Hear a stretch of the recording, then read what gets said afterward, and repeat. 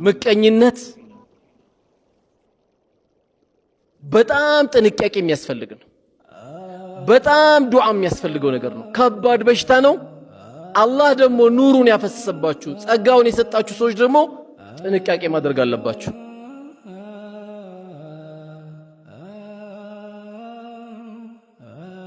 የቤት ክራይ የተቸገረ ያያችሁት ወንድማችሁ ካለ አጠገቡ መጥተህ እባክህ እስቲ ዱዓ አድርግልኝ አላህ ካለ ሁለተኛ ቤት ሊጀምር ነው ብለህ እንዳትመጣሱባ። ይሄማ ሞራሉን ገደልከው። ዱዓ አድርግልኝ እስቲ ሁለተኛው ቤት ጀምር ያለው አትበለው። እንደዚህ የሰው ልጅ ነው ይታመማል። አረ ጌታዬ ይላል። በቃ አረ ጌታዬ እኔ የቤት ክራይ ዛሬ 28 ነው ቂብላዬ ጠፍቷል እሱ ሁለተኛው ቤት ጀምርኩ ይለኛል ነው የሚለው። ወንድም ጋር ስትመጣ ጥንቃቄ ያስፈልጋል። አንዳንድ ወንድሞች ደግሞ የሚመጡ አለ እሱ ገና ማያት ሴት የለም እንደው ኒካ አስራሉ ብሎ እየተጨነቀ ነው። ይመጣና ዱንያ የተመቻቸለት ባክ እንደው ሰሞን ኢንሻአላህ ሁለተኛ ሚስት አስቤያለሁ ይለዋል። ልጁ አሁን ዱዓ ነው የሚያደርግለት ያ ረቢ አታሳካለት እንጂ የሚለው።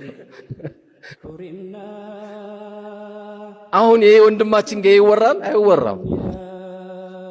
ተገቢ አይደለም። ለምን እሱም በቃ ሳያስበው ከኢማኑ በላይ የሆነ አሳይመንት አንተ ማመጣህበት።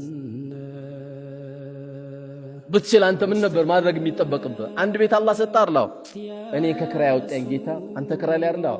እስቲ እቺ የ3 ወር ደግሞ 30 ሺህ ብር የቤት ክራይ ክፈል ብትለው እኔ እንጃ ለአንተ ብቻ 2 ረካ ሰግዶ ዱዓ ያደርግልሃል። መስከረምን ነፃ ያረከኝ፣ ጥቅምትን ነፃ ያረከኝ፣ ህዳርን ነፃ ያረከኝ አላህ ከየውመል ቂያማ ጭንቅ ደግሞ ነፃ ያውጣ ይልሃል።